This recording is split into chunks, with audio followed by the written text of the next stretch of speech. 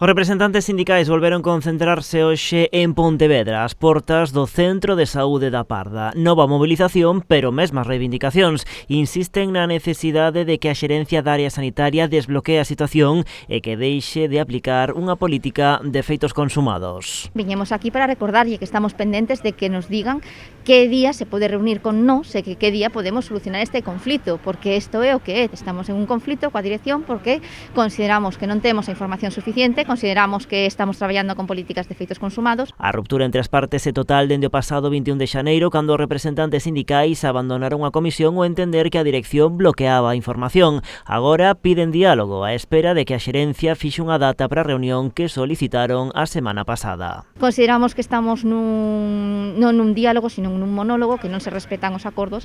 Entón, consideramos que non podemos seguir así, que isto se acabou, que hasta aquí chegamos, que a conversación con eles as conversas non son posibles e que necesitamos alguén que se sente entre nós para chegar a un acordo, un punto en común. Entre os problemas que insisten en poñer sobre a mesa a situación dos PAC ou problemas coas quendas ou os festivos. Xa vai tempo que pedimos unha reunión monográfica para falar especificamente do tema de PACs que ainda non tivemos.